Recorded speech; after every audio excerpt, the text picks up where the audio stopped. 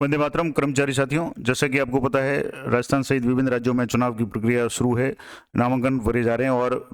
लगभग सभी जिलों में एक प्रथम चरण का जो भी प्रशिक्षण है मतदान दलों का, वो हो चुका है और जिसके बारे में आपने अच्छी तरह से कई जानकारियां ले ली होगी।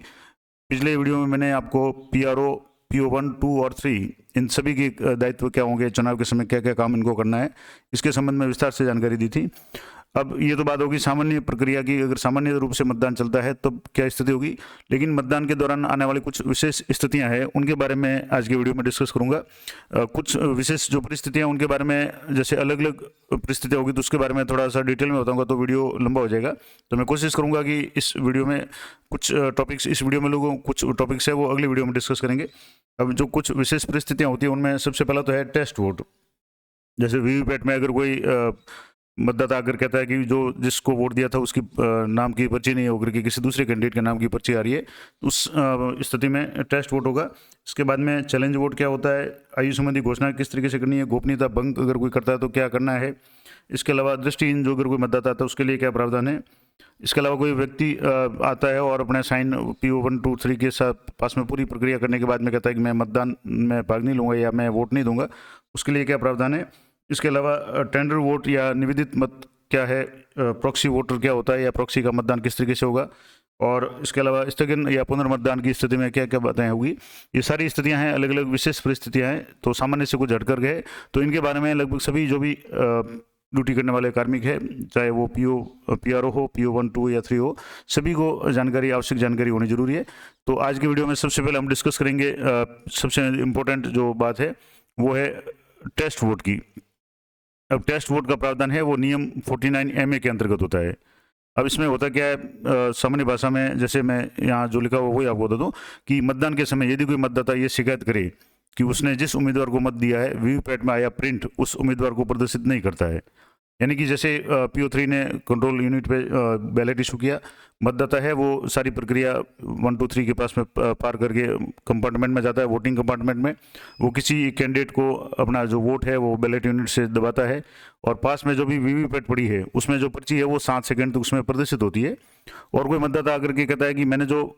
जिस कैंडिडेट को वोट दिया था, मान लो ABC, किसी को भी दिया था, लेकिन जो पर्ची मुझे दिखी है उसमें उस कैंडिडेट का नाम नहीं होकर के किसी और कैंडिडेट का नाम आ गया, इसका मतलब है कि कहीं ना कहीं गड़बड़ है, तो जो जिस कैंडिडेट को मतदान में करना हो उसको वोट नहीं जा रहा है। तो ऐसी अगर शिकायत है तो वो सीधा पीठासीन अधिकारी से संपर्क करेगा और पीठासीन अधिकारी उस मतदाता से निर्धारित प्रपत्र में पहले तो घोषणा लेंगे और उसको अगर मिथ्या पाई जाती है, उसकी शिकायत झूठी पाई जाती है, तो उसके विरुद्ध जो भी अधिनियम है उनके तहत कार्रवाई करने की चेतावनी देंगे। उसको समझाएंगे कि ऐसा नहीं हो सकता है, क्योंकि सुबह भी जैसे जब भी मतदान शुरू होगा मॉक पोल में कम से कम 50 वोट है वो डाल करके मशीन को पूरा क्लियर किया है, एजेंट्स की उपस्थिति में सारी प्रक्रिया हुई है और बिल्कुल मशीन सही तरीके से चल रही है। फिर भी अगर वो व्यक्ति नहीं मानता है और वो कहता है कि मेरे बात सही है और मैं जिसको वोट मैंने दिया है वो वोट उसको नहीं जाकर के किसी दूसरे कैंडिडेट को जा रहा है, तो ऐसी स्थिति में क्या करेगा, तो अब मतदाता 17 का जो रजिस्टर है जो PO2 के पास रहेगा उस मतदाता की पुनः प्रविष्टि की जाएगी। यानी कि जैसे वो खुद का वोट पहले देकर गया, उसने बैलेट यूनिट पे बटन दबा दिया, वीवीपैट पे उसने चेक कर लिया, उसको लग रहा है कि जिसको वोट दिया वो वोट उसको नहीं जा रहा है, तो फिर वो शिकायत करेगा पीठासीन अधिकारी को। पीठासीन अधिकारी पूरी बात उनको समझाएंगे, नियम समझाएंगे। उसके बाद भी अगर वो अपनी बात पर अड़ा रहता है तो उसको 17 का में दोबारा उसकी एंट्री की जानी है और उसके बाद पीठासीन अधिकारी उम्मीदवार या उसके एजेंट है, पोलिंग एजेंट है, उसकी उपस्थिति में टेस्ट वोट दिलाया जाएगा। तो कहने का मतलब कि पीठासीन अधिकारी बूथ वोटिंग जो कंपार्टमेंट होगा उसमें उसी स्थिति में जाएगा। सामान्य रूप से पीठासीन अधिकारी वोटिंग कंपार्टमेंट में नहीं जा सकता, लेकिन टेस्ट वोट की स्थिति में पीठासीन अधिकारी जाएगा, उसके साथ जो भी एजेंट वगैरह है वो जाएंगे और उसकी उपस्थिति में उस व्यक्ति द्वारा, जो भी मतदाता है उसके द्वारा टेस्ट वोट दिलाया जाएगा। यानी वो चेक करने के लिए कि वास्तव में जो बता रहा है मशीन या जो वीवीपैट है वो सही काम कर रही है या नहीं करी, उसकी टेस्टिंग के लिए है, तो इसलिए इसको टेस्ट वोट कहा गया। अब इसमें क्या प्रावधान है, तो नियम 49MA के अंतर्गत टेस्ट वोट का जो प्रावधान है कि यदि शिकायत सही पाई जाती है,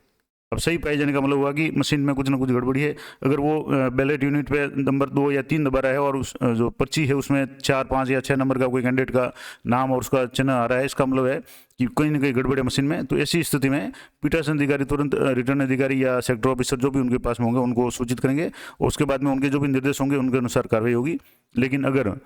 कोई व्यक्ति जानबूझ के शरारत के रूप में ऐसी शिकायत करता है, तो अगर शिकायत गलत पाई जाती है, यानी कि जिसको वो वोट दे रहा है उसी के नाम की पर्ची वीवीपैट में जारी हो रही है, तो ऐसी स्थिति में 17 का मतदाता जो रजिस्टर है PO2 के पास होगा, उसमें दूसरी जो एंट्री जो उसकी की है, उसके सामने रिमार्क कॉलम है, उसमें इस बाबत सूचना अंकित की जाएगी कि मतदाता ने नियम 49MA के तहत टेस्ट वोट अमुक क्रम के अभ्यर्थी के पक्ष में दिया है। यानी वहाँ स्पष्ट लिखा जाएगा कि उस टेस्ट वोट में मतदाता ने किस कैंडिडेट को वोट दिया है, और उससे संबंधित जो भी मतदाता है उसके हस्ताक्षर या अंगूठा निशान भी ले जाएंगे। और इसकी जो प्रविष्टि है वो जो प्रपत्र 17G है, जिसमें मतपत्र पूरा लेखा होता है, उसमें भी इसकी प्रविष्टि की जाएगी, क्योंकि उसको उसमें से टोटल में से माइनस करना पड़ेगा। तो ये हो गया। इसमें जैसे प्रावधान क्या है, तो एक घोषणा लेनी है सबसे पहले। जैसे ही वो मतदाता आकर के PRO को शिकायत करता है कि वीवीपैट में जो पर्ची आ रही है वो गलत आ रही है, तो इस तरह का जो घोषणा पत्र है नियम 49MA के तहत, जिसमें इस निर्वाचन संसदीय विधानसभा क्षेत्र वगैरह मतदान स्थल का नाम वगैरह ये आ जाएगा। उसके बाद में जो नियम है वो इसमें लिखा हुआ है, घोषणा में लिखा हुआ है, और उसमें वो घोषणा करेगा कि निर्वाचन का संचालन नियम 1961 के नियम 49MA के उप नियम 1 के तहत मैं सत्यपूर्वक निष्ठा घोषणा करता हूं और पुष्टि करता हूं कि बैलेट यूनिट से जुड़े प्रिंटर द्वारा यानी वीवीपैट द्वारा प्रिंट किए गए पेपर स्लिप में दर्शाया गया उम्मीदवार का नाम या उसका चिन्ह है उस उम्मीदवार से भिन्न है जिसके लिए मैंने संबंधित नीला बटन दबाकर अपना मत दिया था। यानी वो चैलेंज कर रहा है कि उसने वोट किसी और कैंडिडेट को दिया था, जबकि पर्ची में किसी और कैंडिडेट का नाम आ रहा है, और ये मेरा आरोप सत्य और प्रामाणिक है और ये सिद्ध करने के लिए मैं तैयार हूँ। उसके बाद में क्या प्रावधान है उसके लिए अगर गलत पाया जाता है तो, और मुझे याद है कि IPC के प्रावधानों की धारा 177 के तहत दंडित होने या जिसमें कारावास की अवधि 6 माह तक बढ़ाई जा सकती है, अथवा अर्थदंड जिसकी राशि 1000 रुपये तक बढ़ाई जा सकती है, अथवा दोनों के लिए मैं स्वयं जिम्मेदार रहूंगा या रहूंगी। और यदि उक्त बिंदु 1 में मेरे द्वारा की गई घोषणा पीठासीन अधिकारी जिन्हें RP एक्ट 1951 की धारा 26 के तहत नियुक्त किया गया है द्वारा अगर गलत पाई जाती है, यानी अगर मेरी शिकायत गलत पाई जाती है तो उसको पता है कि उसको 6 महीने की सजा हो सकती है, आर्थिक दंड भी हो सकता है, या दोनों हो सकता है। उसके बाद में यहाँ मतदाता जो भी इस तरह की चैलेंज कर रहा है उसका यहाँ नाम आ जाएगा, पिता का नाम, पति का नाम, माता का नाम जो भी है वो आ जाएगा, भाग्य संख्या आ जाएगी, क्रम संख्या आ जाएगी, और मतदाता रजिस्टर में क्रम संख्या फॉर्म 17A में उसने 17K में जहाँ उसने वोट किया उसकी संख्या आ जाएगी, और नीचे ये प्रमाणित किया जाएगा और पीठासीन अधिकारी इस पर साइन करेंगे। तो ये पूरा प्रोसेस हो गया टेस्ट वोट का। तो कहने का मतलब हो गया कि टेस्ट वोट यानी 49MA जो एक्ट है उसके अंतर्गत कोई व्यक्ति जब चैलेंज कर रहा है कि जिसने वीवीपैट में जो पर्ची आ रही है वो और जिसको उसने वोट दिया है बैलेट यूनिट पे जो बटन दबाया उन दोनों में डिफरेंस है, तो उस समय ये टेस्ट वोट होगा, और इसकी एंट्री है वो 17G में होगी, 17K रजिस्टर में इसकी दोबारा एंट्री होगी, और उसके लिए ये सबसे पहले उसको ये घोषणा है वो करवानी पड़ेगी। और अगर मान लो उसकी बात सही पाई जाती है तो ऐसी स्थिति में मतदान को स्थगित करना है, जो भी करना है वो RO के निर्देश पे कार्रवाई की जानी है। तो ये महत्वपूर्ण जानकारी थी जो टेस्ट वोट के बारे में, 49MA के बारे में। अगला जो हमारा मेन जो इम्पोर्टेंट पॉइंट है वो है अपेक्षित मत या चैलेंज वोट। चैलेंज वोट की क्या कंडीशन होती है? सामान्य रूप से जो प्रक्रिया चलती है कि जो मतदाता होता है प्रथम मतदान अधिकारी के पास में आता है, उसकी पहचान हो जाती है, उसके बाद में वो आगे दूसरे मतदान PO2 के पास में जाता है और वहाँ मतदाता रजिस्टर में साइन करता है, उसको पर्ची जारी की जाती है, उसकी स्याही लगाई जाती है, वो सारी प्रक्रिया होती है। लेकिन मान लो ऐसी स्थिति में जब मतदाता प्रथम मतदान अधिकारी के पास आता है तो वो उसकी पहचान करता है, उसकी प्रविष्टियों को जोर से बोलता है।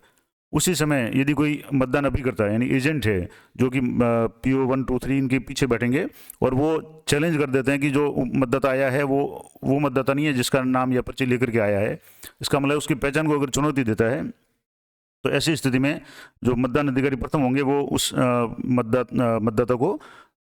पीठासीन अधिकारी को सौंपेंगे, क्योंकि जो भी मामले होंगे ये जैसे टेस्ट वोट हो गया, चैलेंज वोट हो गया, इनके मामले हैं वो पीठासीन अधिकारी द्वारा निपटाए जाएंगे। तो मतदान अधिकारी ऐसे मतदाता को पीठासीन अधिकारी पास भेजेगा।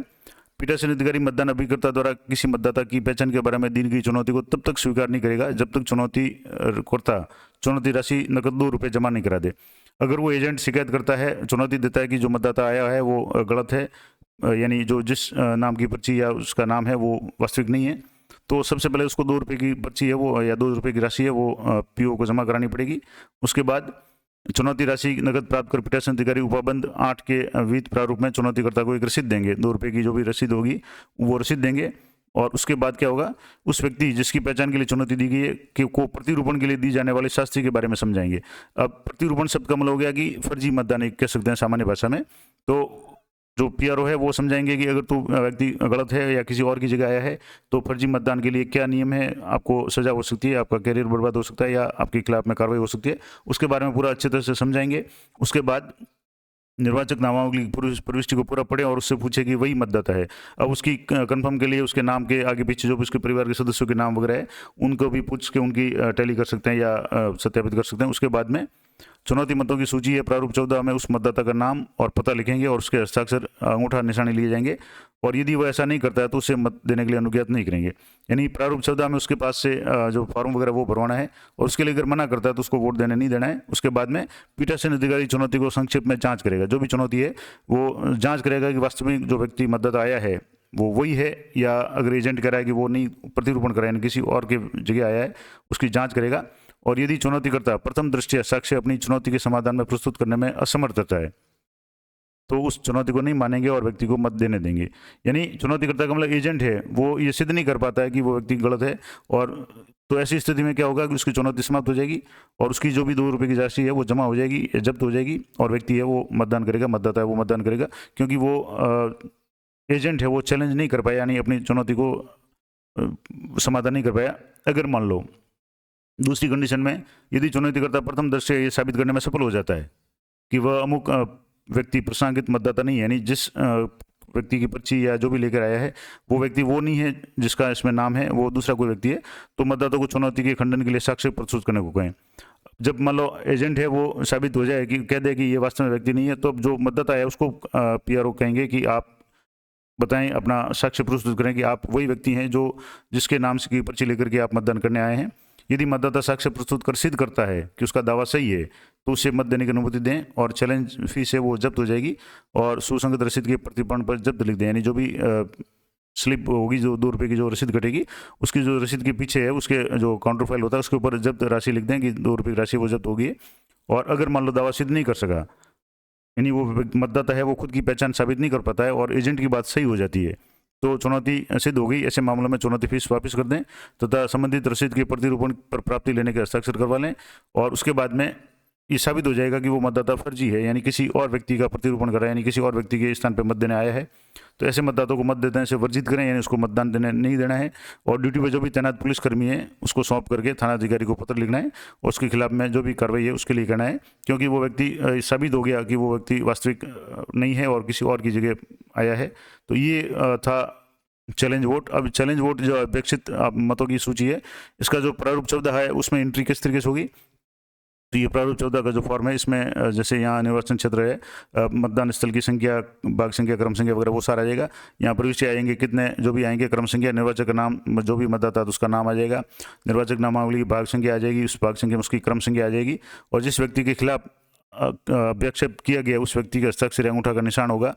और जिस व्यक्ति के खिलाफ अभिषेक किया गया उसके व्यक्ति का नाम और पता होगा और यदि कोई पहचान वाला है तो उसका नाम यहाँ लिखना है और अभ्याक्षेप कर्ता का जो भी नाम है, यानी जो चैलेंज कर रहा है उसका नाम यहाँ लिखेंगे। पीठासीन अधिकारी का जो भी आदेश होगा कि चुनौती स्वीकार की गई या चुनौती खारिज हो गई, राशि जब्त हो गई, जो भी है वो यहाँ लिखेंगे और निक्षेप का प्रतिदाय करने पर अपेक्षाकर्ता जो भी अपेक्षा करता है उसके हस्ताक्षर है, इस तरीके से होंगे। तो ये पूरा रजिस्टर है, इसमें पीठासीन अधिकारी नीचे साइन करेंगे। तो ये 2 महत्वपूर्ण जानकारी मैंने आपको दे दी कि पहली तो थी टेस्ट वोट के संबंध में और दूसरी है चैलेंज वोट के संबंध में। अगली वीडियो में हम दूसरी जो भी विशेष परिस्थितियाँ होती हैं उनके बारे में चर्चा करेंगे। तो मिलते हैं नेक्स्ट वीडियो में, तब तक जय हिंद, जय भारत।